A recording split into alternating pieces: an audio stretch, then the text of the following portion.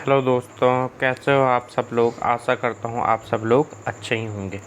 हाजिर हूँ मैं और स्वागत करता हूँ आपका आप ही के अपने चैनल एग्ज़ाम सक्सेस मंत्रा पे।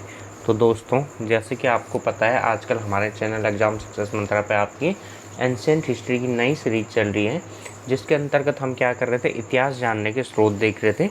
और इतिहास जानने के स्रोत में भी हम जो अशोक के शिलालेख हैं उन शिलालेखों का अध्ययन कर रहे थे, है ना। तो जिसके अंतर्गत हम सबसे पहले अशोक के जो स्तंभ लेख थे, वृहद स्तंभ लेख और लघु स्तंभ लेख, उनका अध्ययन कर चुके थे।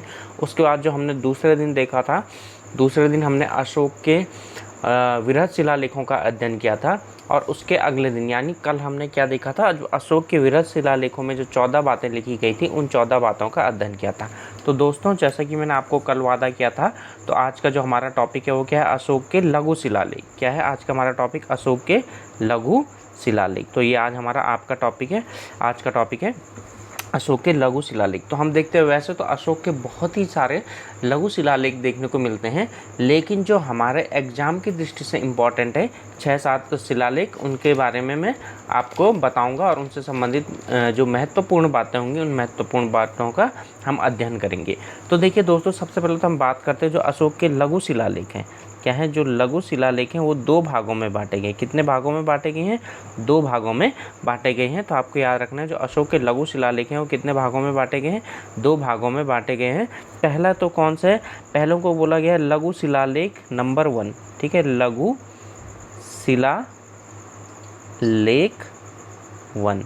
ठीक है, अब लघु शिलालेख जो 1 है, इसमें क्या है, इसमें अशोक के जो व्यक्तिगत जीवन की जानकारी मिलती है। तो इससे क्या है, हमको अशोक की व्यक्तिगत जीवन की जानकारी मिलती है। ठीक है, तो जो लघु शिलालेख 1 हैं, यानी ऐसे शिलालेख जिनसे हमें अशोक की व्यक्तिगत जीवन की जानकारी मिलती है, उन शिलालेखों को क्या बोला गया है, लघु शिलालेख 1 कहा गया है। देखिए दोस्तों, ध्यान से सुनिए, मैंने क्या कहा, जो अशोक के लघु शिलालेख हैं उनको 2 भागों में बांटा गया है। पहले तो वह शिलालेख है जिनसे हमें अशोक के व्यक्तिगत जीवन की जानकारी मिलती है। क्या कहा, व्यक्तिगत जीवन की जानकारी मिलती है, उसको हम क्या कहते हैं, अशोक के लघु शिलालेख कहते हैं। ये चीज़ आपको ध्यान रखनी है।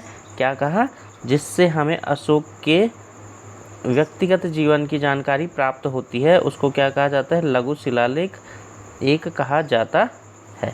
ठीक है, तो यानी अगर व्यक्तिगत जीवन की जानकारी मिल रही है, जितने भी शिलालेख लिखे गए उनसे व्यक्तिगत जीवन की जानकारी मिल रही है, तो उनको बोलेंगे लघु शिलालेख 1। तो ये चीज़ आपको ध्यान रखनी है। अब देखिए, उसके बाद एक और आता है, ठीक है, जिनसे हमें अशोक के धम्म के बारे में, अशोक के अगर धम्म के यानी बौद्ध धर्म से संबंधित जानकारी मिल रही है या धम्म के बारे में जानकारी मिल रही है, तो उन शिलालेखों को क्या बोला गया है, लघु शिलालेख नंबर 2। लघु शिलालेख नंबर 2। और एक अलग प्रकार का शिलालेख है जो भाब्रू या बैराट है, केवल उसी शिलालेख को लघु शिलालेख 3 कहा जाता है। अभी हम देखेंगे। तो मुख्यतः जो हमारे पास अशोक के जो लघु शिलालेख है उनको 2 भागों में बांटा गया है।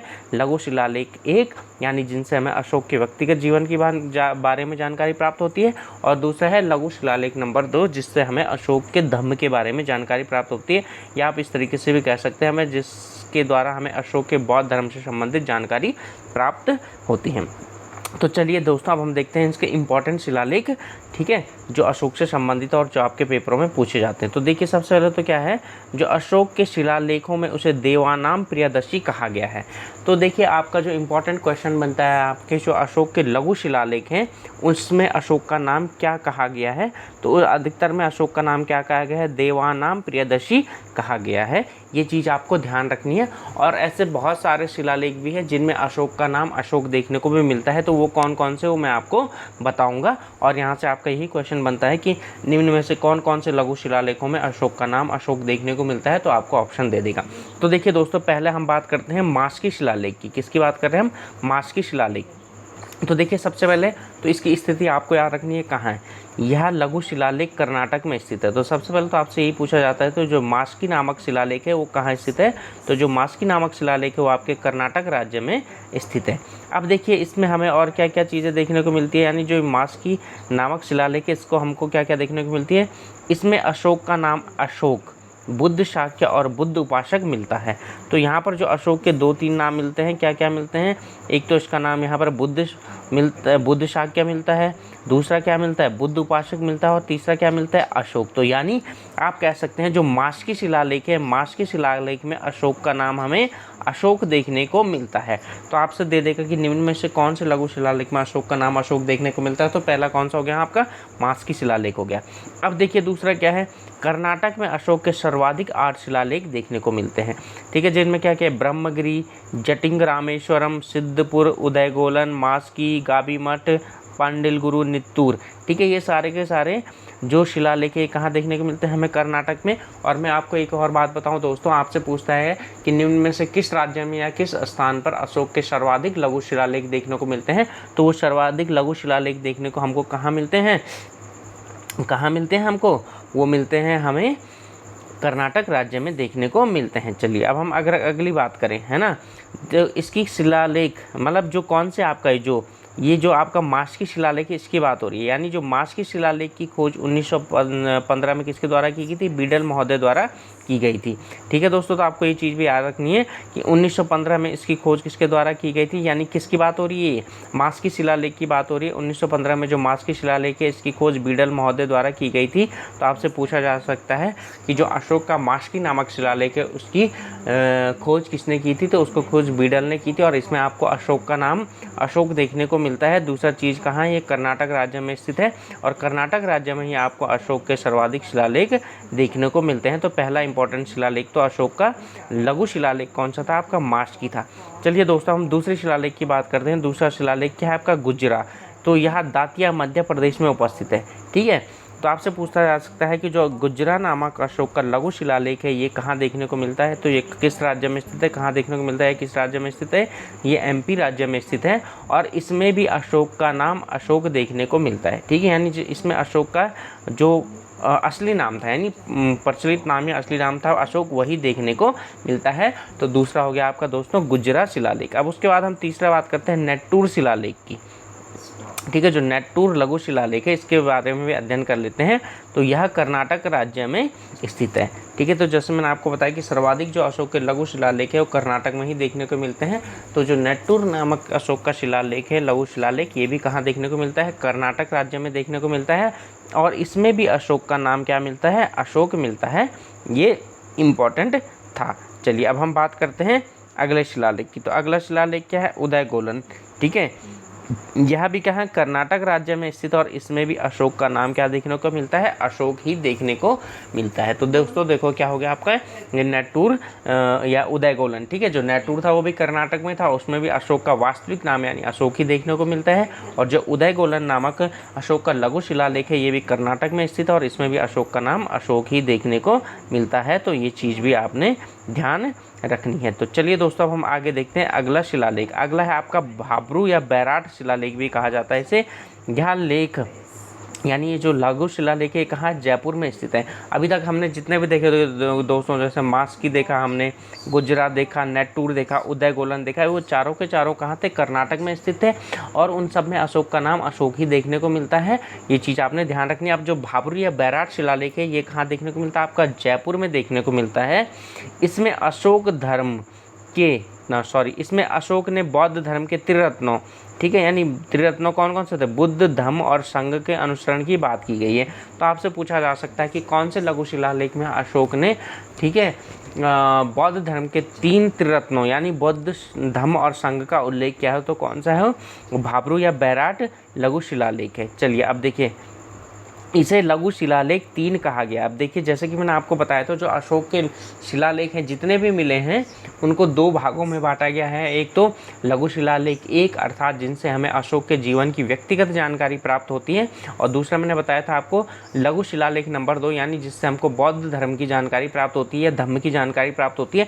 लेकिन आपका ये केवल और केवल एक शिलालेख ऐसा है जिसे लघु शिलालेख 3 कहा जाता है। वो कौन सा है, भाब्रू या बैराट है। तो आपको ये चीज़ भी ध्यान रखनी है। और इसके अलावा जितने भी अशोक के शिलालेख मिले हैं उन्हें उनके जीवन के आधार पर, अगर व्यक्तिगत जीवन की जानकारी देते हैं तो उन्हें क्या कहा गया है, लघु शिलालेख संख्या 1 कहा गया है। और उसके अलावा जो भी हैं उनको लघु शिलालेख 2 कहा गया है। केवल और केवल आपका भाब्रू और बैराटी एक ऐसा शिलालेख है जिसे शिलालेख 3 या अन्य नाम दिया गया है। अब चलिए, जो भाब्रू या बैराट शिलालेख है इसमें अशोक ने स्वयं को मगधाधिराज कहा है। तो आपसे पूछा जा सकता है कि वह कौन सा लघु शिलालेख या कौन सा शिलालेख है जिसमें अशोक ने स्वयं को मगधाधिराज कहा है, तो कौन सा है, भाब्रू या बैराट शिलालेख है। मगधाधिराज कहने का अर्थ क्या हो गया, यहाँ पर अशोक स्वयं को मगध का राजा कहा रहा है। तो आपको ये बात ध्यान रखनी है, ये काफ़ी इंपॉर्टेंट है। अब देखिए, ये जो भाब्रू या बैराट जो लघु शिलालेख, इसकी खोज किसने की, कैप्टन बर्ड द्वारा की गई। बर्ट, ठीक है, किसके द्वारा की गई थी, कैप्टन बर्ट के द्वारा की गई थी। अब देखिए, यह अशोक को बौद्ध प्रमाणित करने वाला सबसे बड़ा साक्ष्य है। आपसे पूछा जा सकता है कि अशोक को बौद्ध धर्म का अनुयायी घोषित करने वाला सबसे महत्वपूर्ण साक्ष्य कौन सा है, तो सबसे महत्वपूर्ण साक्ष्य कौन सा है, भाब्रू या बैराट का ही शिलालेख है। वर्तमान में यह शिलालेख कलकत्ता संग्रहालय में है। ठीक है, तो आपसे पूछा जा सकता है कि अशोक का ऐसा कौन सा शिलालेख है जो वर्तमान में कलकत्ता संग्रहालय में रखा गया है, तो कौन सा आपका भाब्रू या बैराट शिलालेख ही है जो आपके कलकत्ता संग्रहालय में स्थित है। अब देखिए, हम बात करते हैं अगले महत्वपूर्ण शिलालेख की, जो कि है आपका अहरोरा। तो यह मिर्ज़ापुर यूपी में स्थित है। तो आपसे पूछा जा सकता है कि अशोक का कौन सा शिलालेख मिर्ज़ापुर यूपी में स्थित है, तो कौन सा अहरोरा शिलालेख स्थित है। अब इसमें अशोक ने 256 रातें स्तूप निर्माण हेतु भ्रमण में बिताई। अभी जो अहरोरा शिलालेख है या लघु शिलालेख है, इसमें किस चीज़ की बात की गई, इसमें अशोक ने क्या बताया है कि उसने 256 रातें, ठीक है, विभिन्न स्थानों में स्तूप निर्माण हेतु भ्रमण के हेतु बिताई हैं। यानी अशोक ने अपने साम्राज्य के विभिन्न भागों में जो स्तूपों का निर्माण करवाया है उसके लिए अशोक ने 256 रातों का भ्रमण किया है। तब जाके उन्होंने साम्राज्य के विभिन्न स्थानों में अलग अलग, ठीक है, शिलालेखों का स्थापित की हैं। अब दोस्तों देखिए, मैंने तो आपको जो 6 इंपॉर्टेंट बता दी हैं, केवल यही 6 लघु शिलालेख नहीं है, बल्कि लघु शिलालेखों की संख्या बहुत अधिक है। ठीक है, 38-40 इस मतलब और भी कई शिलालेख हैं। ठीक है, तो आपको ये तो इम्पॉर्टेंट है। इसके अलावा आप जो भी शिलालेख हैं उनको आप एक बार देख लीजिए, और वो किस राज्य में स्थित है आपको ये चीज़ ज़रूर नोट करनी है, क्योंकि आपसे पेपर में कभी भी पूछ सकता है कि फलाना शिलालेख किस राज्य में स्थित है। वैसे तो ये इम्पॉर्टेंट है, ज़्यादातर यही पूछे जाते हैं, लेकिन फिर भी एग्जामिनर का कोई भरोसा नहीं है, क्योंकि आजकल नए नए क्वेश्चन पूछने का चलन भी आ चुका है। तो एग्जामिनर पता नहीं कहाँ से उठा के आपको क्वेश्चन दे दे। तो आपको अशोक के अन्य शिलालेखों को भी देख लेना है, जो कि इम्पॉर्टेंट नहीं है, बस आपको क्या ध्यान रखना है वो किस राज्य में स्थित है। अब हम बात कर लेते हैं थोड़े से अशोक के गुहा लेखों की बात, यानी जो अशोक के गुफा लेख हैं उनकी बात कर लेते हैं। तो अशोक ने बिहार के बराबर की पहाड़ियों पर कर्ण, चौपाट, सुदामा और विश्व झोपड़ी गुफा आजीविकों को दी है ना। आजीविक क्या है, बौद्ध धर्म का ही एक संप्रदाय है। तो उनको क्या दी गई है, अशोक के द्वारा ये गुफाएं प्रदान की गई है, इन गुफाओं का निर्माण किया गया है। कहाँ, तो आपको पूछा जा सकता है कि अशोक के गुहा लेख कहाँ प्राप्त होते हैं, तो बिहार में। बिहार में भी कहाँ, बराबर की पहाड़ियों पर। वहाँ पर उसने कुछ पहाड़ियों को काटकर कुछ गुफाएं बनाई हैं और उनका नाम रखा उन्होंने कर्ण, चौपाट, सुदामा और विश्व झोपड़ी। तो आपसे पूछा जा सकता है कर्ण, चौपाट, सुदामा और विश्व झोपड़ी नामक गुफाओं का निर्माण किसके द्वारा किया गया था, अशोक के द्वारा किया गया था। और क्यों किया गया था, उसने ये बौद्ध धर्म के जो आजीविक संप्रदाय से संबंधित लोग थे उन लोगों को ये गुफाएं दान में दी थी। तो ठीक है दोस्तों, आशा करता हूँ आपकी ये समझ में आया होगा। तो आज देखिए, हमने अशोक से संबंधित जितनी भी चीज़ें थी वो हमने ख़त्म कर ली हैं। हमने क्या देखा था, अशोक के स्तंभ लेख देख लिए हैं, लघु स्तंभ लेख, दीर्घ स्तंभ लेख देख लिए, हमने अशोक के शिलालेख देख लिए हैं, दीर्घ शिलालेख, लघु शिलालेख, उनकी हमने क्या देख लिया है, जो कंस्ट्रक्शन है यानी किस प्रकार से बने हैं वो हमने देख लिया है। हमने उनकी भाषाएं देख ली है। और जो अशोक के गुहा लेख थे, मैंने आपको बताया था अशोक के जो गुहा लेख है वो इतनी ज़्यादा तो देखने को नहीं मिलते, 2-3 जो भी देखने को मिले थे बराबर की पहाड़ियों पर, जहाँ काट कर उन्होंने क्या क्या बनाया था, आपका कर्ण, चौपाट, सुदामा और विश्व झोपड़ी नामक गुफाएं बनाई थी। तो उनका भी हमने अध्ययन कर लिया है। तो ठीक है दोस्तों, अब हम कल अध्ययन करेंगे आपके जो हमारे अन्य शिलालेख हैं, है ना। ये तो अशोक के थे, अशोक के अलावा भी हमें अनेक अभिलेख देखने को मिलते हैं। जैसे क्या मिलता है हमको, जूनागढ़ अभिलेख देखने को मिलता है, गरुड़ स्तंभ लेख देखने को मिलता है, एहोल अभिलेख देखने को मिलता है, ऐरण अभिलेख देखने को मिलता है, नाना घाट अभिलेख देखने को मिलता है। तो इनसे भी हमें इतिहास के बारे में जानकारी प्राप्त होती है।